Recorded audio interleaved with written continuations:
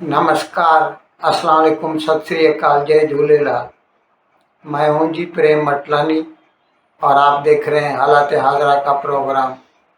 हकीकत यह है, इब्तिदा में आपसे दरख्वास्त है, चैनल ज़रूर सब्सक्राइब करें। दोस्तों, जहां तक अमेरिका ईरान की बातचीत का ताल्लुक़ है, उसका पहला दौर मुकम्मल हो चुका है और ये फैसला किया गया है कि आइंदा 2 महीने के अंदर अंदर मुकम्मल अमन अमान के लिए एक खाका लाया अमल स्ट्रेटजी तैयार की जाएगी। खैर, आज हम उसको छोड़ते हैं, भारत की बात करते हैं।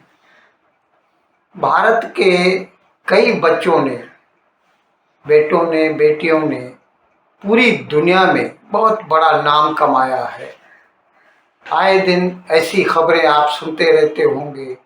फिलहाल कंपनी का चीफ एग्जीक्यूटिव ऑफिसर एक भारतीय निजात बन गया है। फिलहाल कंपनी का प्रेसिडेंट एक भारतीय बन गया है।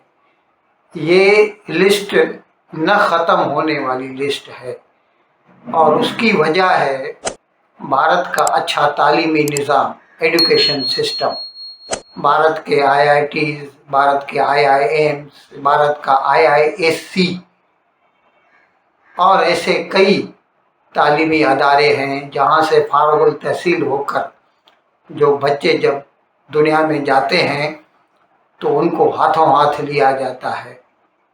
खैर, उनमें एक और नाम जुड़ गया है और वो है कुणाल शाह।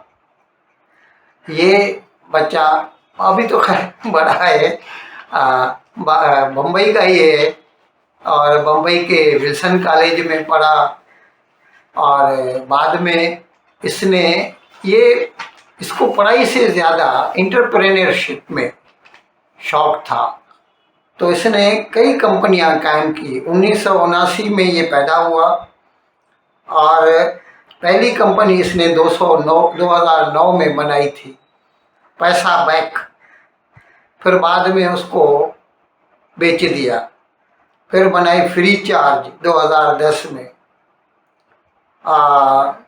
अब 2018 में इसने बनाई थी अपनी ये क्रेड कंपनी, CRED। ये फिनटेक कंपनी है, फिनेंशियल टेक्नोलॉजी कंपनी है।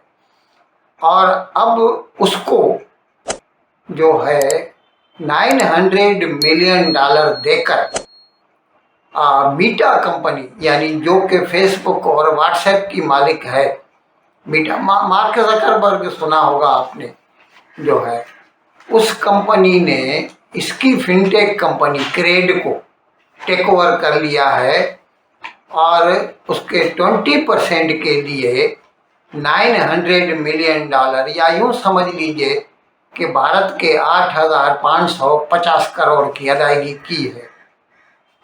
अब इस वक्त तक ये कुणाल शाह जो है वो अपनी कंपनी क्रेड का चीफ एग्जीक्यूटिव ऑफिसर था।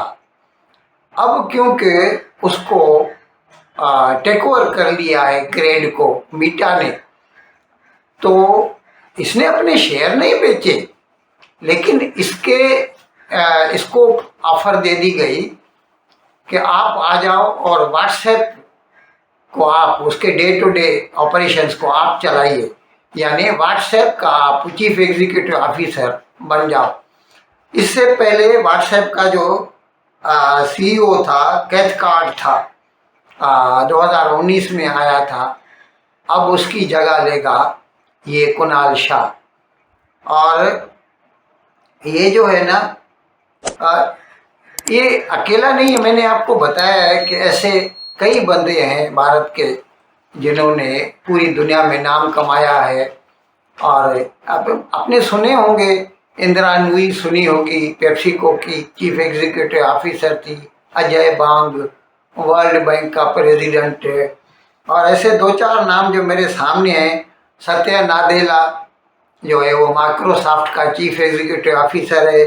सुंदर पिचाई अल्फ़ाबेट का जो है, यानी गूगल और उससे जो मुल्क का, यानी यूट्यूब वगैरह कंपनियां हैं, सबके ऊपर वो है। अरविंद कृष्णा जो है वो IBM का है। लीना नायर जो है वो चैनल की है। राज सुब्रमण्यम जो है वो फेडेक्स कुरियर कंपनी है, दुनिया की सबसे बड़ी। जॉर्ज कुरियन जो है वो नेटऐप का है। रेवती अद्वैती फ्लेक्स की है। वसंत हरिशनन जो है नोवार्टिस मेडिकल की कंपनी है।